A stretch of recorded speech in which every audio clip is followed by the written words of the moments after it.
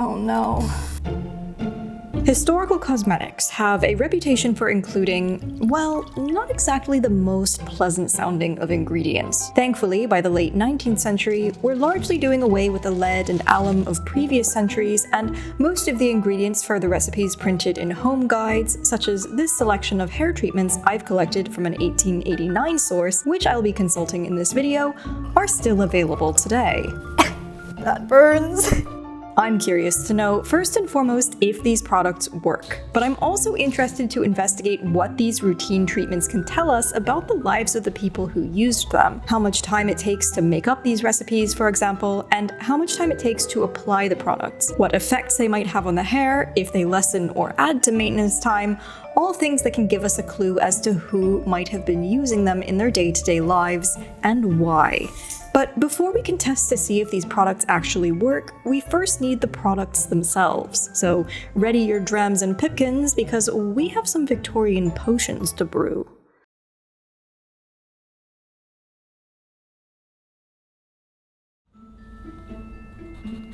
So we're going to start with the first recipe, which is a recipe for a solution to curl the hair, because this one specifically requires sitting for 1 week. Many of the mixtures for curling the hair are injurious, but the recipe given below will be found to be harmless. We shall see about that, considering we are about to put such questionable chemicals as carbonate of potash, which is potassium carbonate, liquor of ammonia, and rectified spirit, which is a 95% alcohol solution, in my hair. First and foremost, for the purpose of this entire experiment, I've had to go ahead and get a couple of Victorian measuring objects. Firstly, because a lot of these recipes give quantities in drams, which is not a quantity of measuring that we commonly use today. But the other thing is, a lot of measurements are given in ounces, which, yes, are imperial measures, and yes, I, as an American, am well versed in the imperial measurement system. However, the current US measurement system for ounces is actually a little bit different from the Victorian fluid ounce. So this little cylinder here has a measure both for fluid drams as well as fluid ounces from approximately the 1890s, so this will give me the correct quantity of fluid ounces.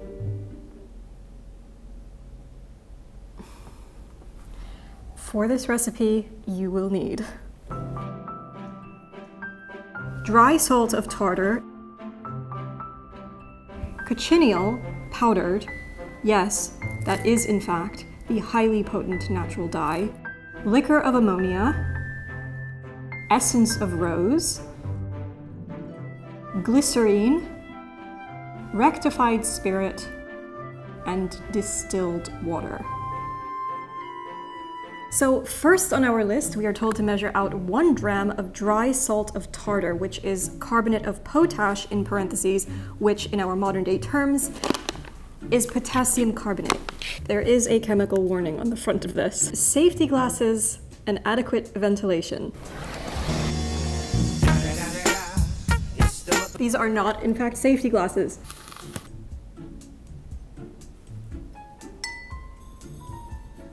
One-half a dram of cochineal powder. If you don't know what cochineal is, it is an insect. They produce, when crushed, very potent red, scarlet, purple dye.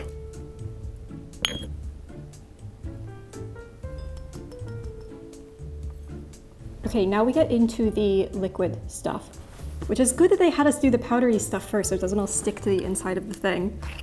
Clever, they know what they're doing. 1 dram of liquor of ammonia.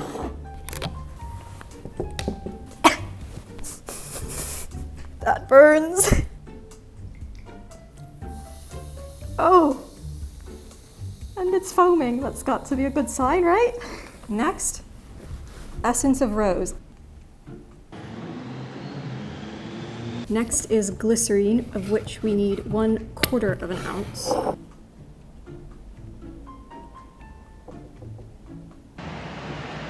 Okay, the rose oil has actually calmed down the ammonia burn, which is good news. Rectified spirit, of which we need 1 1/2 ounces, just in time to burn our sinuses again.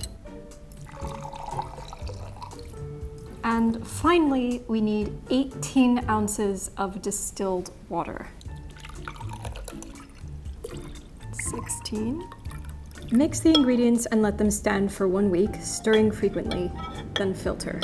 This smells not the worst. In a weird way, it smells kind of sweet, but also very potently chemically. You can definitely smell the rose oil, and I think that's what's giving it that nice sweet smell, along with 95% alcohol as well as ammonia. So it is this weird, like, delicate Victorian chemicals. It is very purple. It will be an actual miracle if this does not dye my hair purple. This needs to now be set and rested for a week.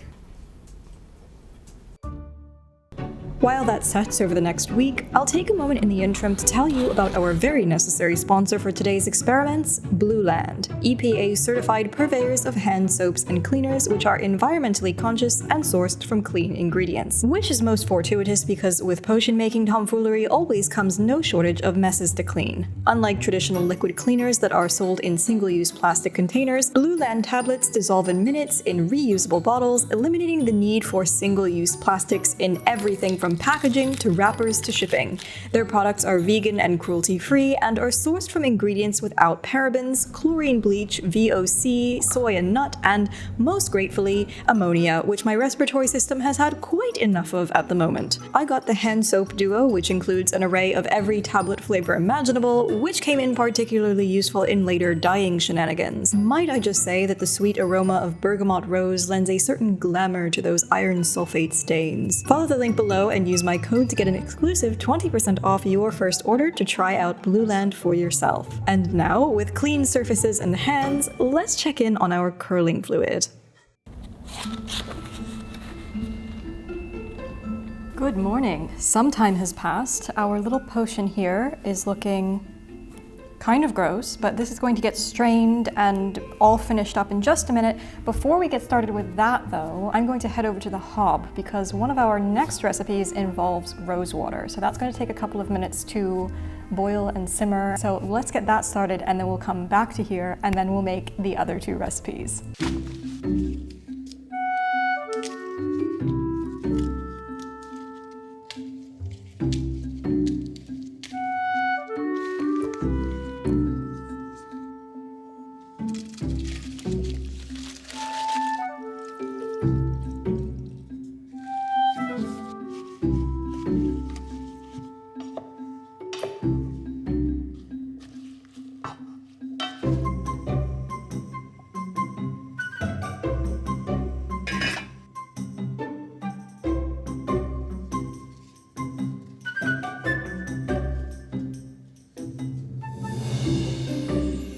Right, that is simmering now for 20 minutes, and in the meanwhile, we are going to go ahead and finish up this recipe. All that really needs to happen with this is that this just needs to be strained through a cheesecloth or a muslin cloth just to get rid of these particles so that you have a nice, clean liquid.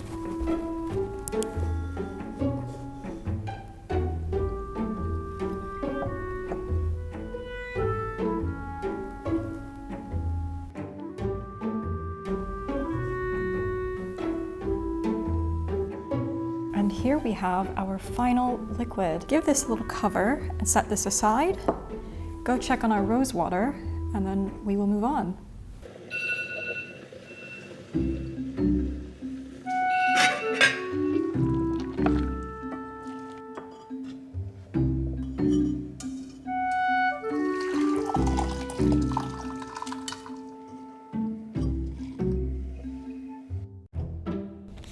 This recipe states that the intention is to keep the hair in curl for a definite period of time, especially in damp weather. So basically, this one is for hairspray. However, this does go on to warn that these preparations, owing to their gummy character, should not be used very frequently as they tend to harden and dry the hair and cause it to crack and break in combing. So not a recipe to be used with great frequency. However, this recipe will supposedly hold your curls in place. The three ingredients that we need for this are rose water, we need gum tragacanth, which is basically a glue, oil of sweet almond. So the first step, it says, is to break up the gum tragacanth into small pieces. They are quite small already, but I'm going to go ahead and just crush them up a little bit more. I don't think they want them to be powder. And we need 3/4 of an ounce of these. This is a fluid ounce, so this won't really help us at all, but I actually don't have scales, so we're gonna roll with this. This gum tragacanth then gets added to the rose water. Allow to stand in a warm place and shake occasionally until the gum is softened throughout. Well, luckily for us, our rose water is still a little bit warm because it's just come off the stove. It doesn't give us a time as to how much time we are supposed to be allowing our gum tragacanth to stand, but it does say long enough until it is softened throughout, making a jelly-like mass. I wonder how long allowed to stand is, because it's been 15 minutes and we are not achieving a jelly-like mass quite yet. Well, I suppose this means allowed to stand while one goes and has lunch. Then we will check back in and see what the situation is. Right. Oh, this is what they meant by one big gelatinous mass. This is about an hour and a half later. The gum tragacanth gets filtered out, leaving just the fluid.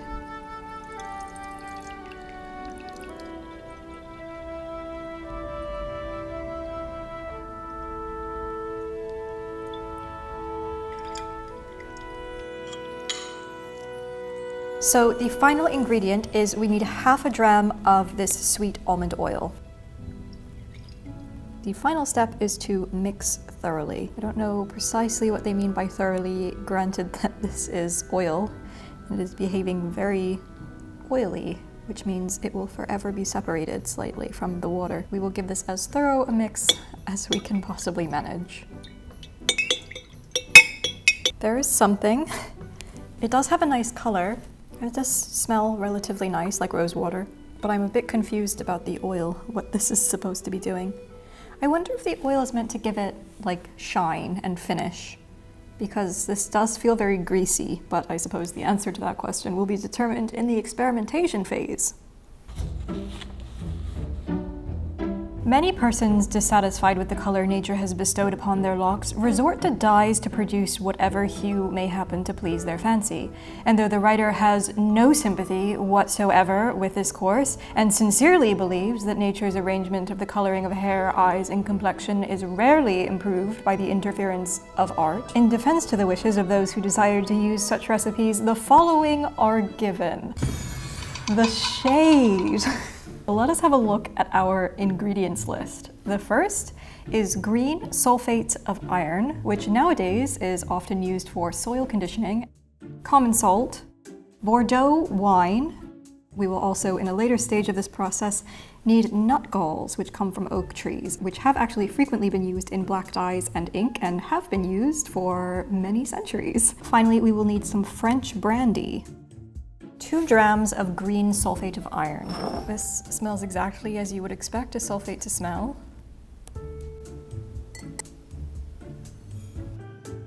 So here's what I'm thinking is happening is that this iron sulfide is oxidizing on my hands and is turning my hands a suspicious grayish color. As mildly disconcerting this is for my hands, I do think this bodes well for the function of a hair dye. Okay, so the final ingredient we have for this first round is Bordeaux wine, and we need 12 fluid ounces of this. This is not the way this is supposed to be done. Oh no. We need another plan. Disaster has stricken. Not that we couldn't have all seen this coming, but 12 fluid ounces of wine.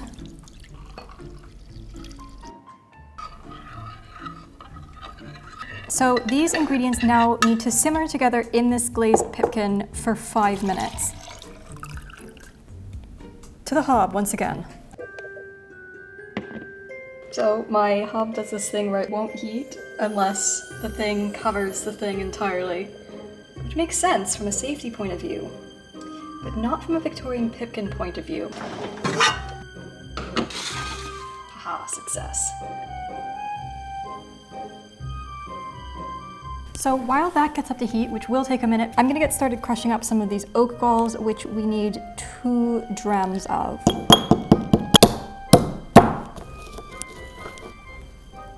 This will then get added to the simmering mixture over there and then continue to simmer for a bit. I'm so stupid.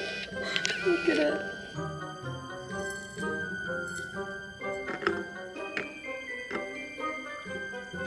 So I think the reason why they specify glazed pipkin in heavy italics in this recipe is because that glaze will help to keep the sides of it from completely staining.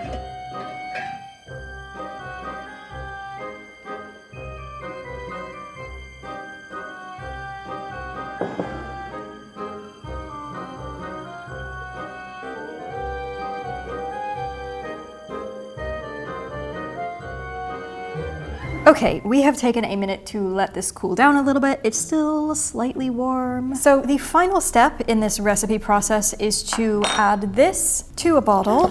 No, it's not going very well at all. And to this, we're going to add 1 tablespoon of French brandy.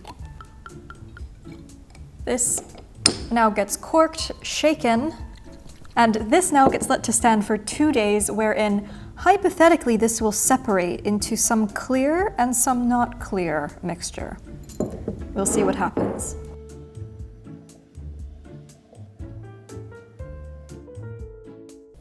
Before we get started with washing and dyeing experiments, we're first going to need some hair, and fortunately, I am in need of a little trim. This is the sample on which I will test the dye, since I'm rather suspicious of Victorian dyes. Anne Shirley Cuthbert, what have you done to your hair? Why, it's green! This book gives a very similar recipe for cleansing the hair as the one demonstrated in my Edwardian hair care video of Yore, but roughly involves 1 egg yolk mixed into 1 pint of warm water with 1 ounce of rosemary spirit. Rosemary spirit seems to be the one ingredient during the course of this entire experiment that does not seem to be available today. So I've mixed half an ounce of rosemary oil with half an ounce of the plain rectified spirit, which may or may not have been A, how this was actually done historically, and B, a wise decision for using so close to the face. We'll get to that later. Before using any of the liquids named, thoroughly cleanse the hair from dust and grease by washing it with hot water containing a pinch of soda or borax. Dry perfectly before applying the dye. There's also a note in this text that says for hair washing should not be done oftener than once a week. This entire bathroom smells like it is intoxicating me with rosemary. Yeah, I'm afraid that's not just rosemary oil.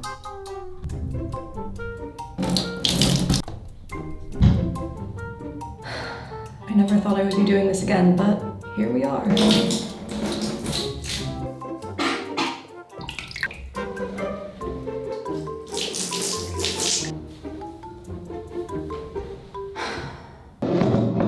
I'm clean now. Now we just wait for this to dry. I'll see you back in a couple of hours.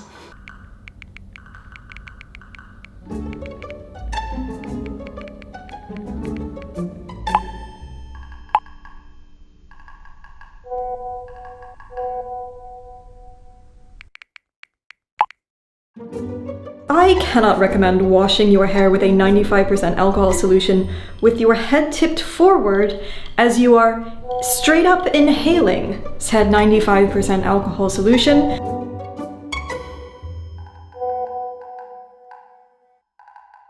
My hair isn't yet dry, but our sample hair is dry, so we can go ahead and experiment with the hair dye on this. I mean, it's looking pretty potent. However, the instructions do say that there should have been a separation with a clear liquid, but that has not happened. So I'm not sure what this is all about, but I suppose let's go ahead and see if it works. My hypothesis is that it will still work, considering that it was dyeing my hands, and it has got that iron sulfate in it, so it should do something. This smells so strongly of wine, and I have no tolerance for this right now. I'm just gonna let this sit in here for a couple of minutes. I'm not expecting it to immediately look distinctly different, but given the oxidization properties of the iron, I'm expecting that it will probably take a couple of minutes to develop once it's been taken out of this mixture. I'm also not going to rinse this, since a lot of Victorian hair dyes are not water fast, or at least they don't last more than a couple of washes or even one wash at all. The main reason being, of course, that people weren't washing their hair quite as frequently. I would guess that this would have just been used and then dried and then just brushed through, but not actually washed. That this would have been reapplied when you rewash your hair and it starts to fade. It does look like it's starting to do something. I can't tell whether this is just being the hair being dark because it's wet, or if it actually is starting to do something. I guess I will just have to be patient and wait for this to actually properly dry, but I'm hopeful. So we are all dry. As you can see, the dye did have an effect. It didn't dye the hair black, which I'm not sure was the initial intent, but it did, as the instructions say, darken the hair. I do rather like my original hair color better, so I will not be using this on my real actual hair. It is very powdery and filmy, like you can still feel it. It feels like there's definitely a residue on it. My next question is this wash safe? Does this just wash straight out in the water, or does it stay in permanently? Post-wash and one dry, here we have our hair sample.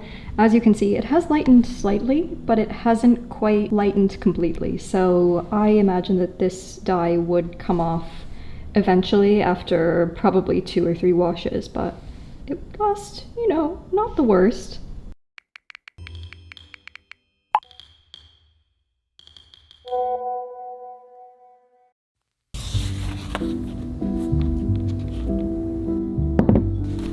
So I'm not 1000% confident in how this curling lotion, as they call it, in how this worked. I guess we'll find out, hence is the point of the experiment. But it does say in the instructions to wet the hair while dressing, and then as the lotion dries, the curl will take effect. I don't know if that means that this liquid alone is going to be responsible for making the hair just spring into a curl. My hair still reeks of rosemary and alcohol, by the way. Not only my hair, but the entire workroom. My hair also feels weirdly sticky. Like, it's been drying for about 7 hours now, and it still feels a little bit damp, which leads me to believe that this is not water, but it is some combination of oil and alcohol and egg, which makes sense because that is precisely what I've adulterated my hair with. I'm first just separating that front section of hair, which will be put into rag curls and set overnight. This first side here will be dampened with the curling fluid just before setting, while the other side will be dampened just with water before setting. This way I can maybe get a sense of whether or not the curling fluid makes any difference in the curls that have been set. My goal is to try and make these rag curls quite tight because the 1880s up to about 1889, the hairstyle is very floofy and frizzy at front. The hair is probably a lot shorter than mine is, but I'm trying to go with as tight a curl as possible so that I can hopefully frizz it up a little bit, hide some of the length of it under some pins, and get away with something relatively 1889. I do really wish the Victorians would stop putting so much strong scent into all these products, because my sensory system is quite overwhelmed with all of the rose oil and the almond oil and the rosemary, and they're not subtle, they're very potent. When you're putting this many products in your hair, it is not the most ideal sensory experience. And now finally, I'm just going to dampen the ends of my other hair with this stuff. Let this dry just to see if, like the instructions seem to imply, if when this dries in the hair, it curls the hair without doing all this nonsense. So we shall see the results tomorrow.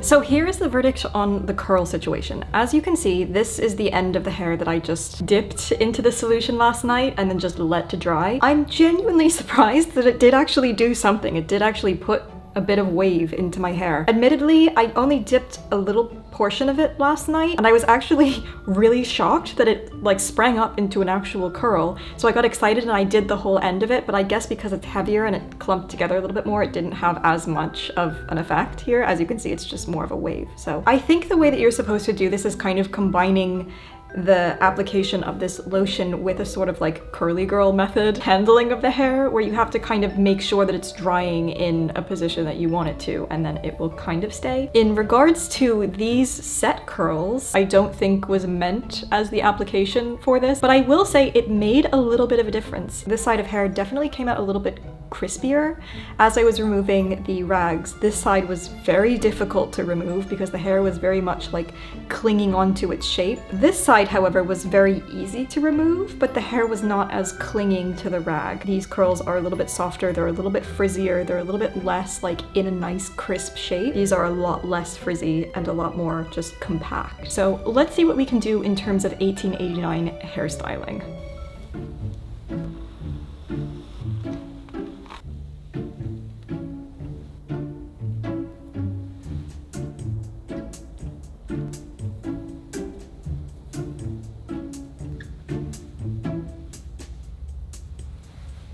So here's what we have so far. I realize this experiment is at a distinct disadvantage because I'm not accustomed to doing 1889 hairstyles, and therefore I don't have that skill of repetition that would make this a little bit more realistic. I do have a little bit too much fluff here at the front, but there's not really anything I can do about that. The curl on this side is a little bit tighter and a little bit more sculptable than the curls that were just held by water. It's not noticeable really at all, I don't think, so I don't think a potion like this is necessarily necessary to achieve the quintessential perfect 19th century curl, but I do think it helped, definitely. So those who were ambitious enough to put in the time and the labor to making that, apply it, set it, etc., would have got slightly crispier results, perhaps. Now, the final question we have in this hairstyling endeavor is whether or not our hairspray works. Calling this hairspray is kind of a misnomer. It is not spraying into the hair. It would have just been applied to the fingers gently like this and then just patted into the hair.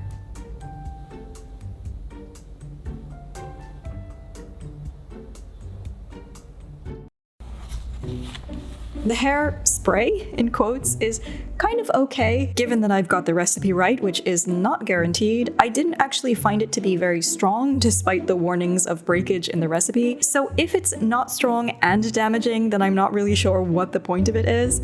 If I've merely done the recipe wrong, which I suspect may have been around the almond oil stage, since the liquid did feel more oily than sticky. I'm not sure if our sweet almond oil is the same as what's called for in the recipe of the 19th century, but in that case, it's possible that this is supposed to be strong and would only have been used for special occasions. The other two recipes I was actually quite impressed with. While the curling fluid didn't have dramatic effects, it still did do interesting textural and wavy things that I will most definitely be unironically continuing to experiment with in my 21st century existence.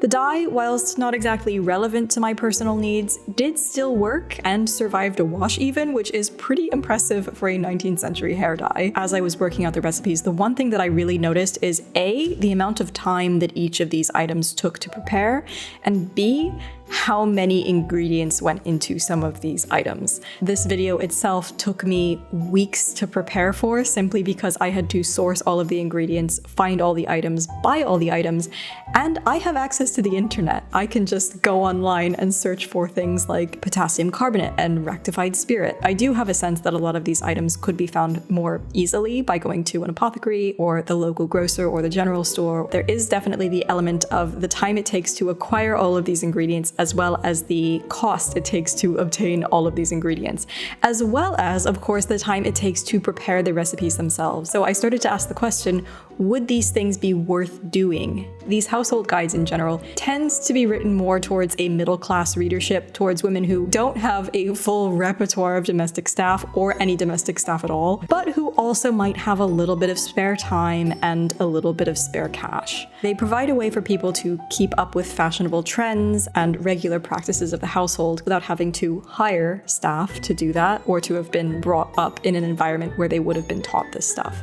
So I hope you enjoyed today's shenanigans. I will be back anon with some more dress history, experimental archaeology, all sorts of excitement.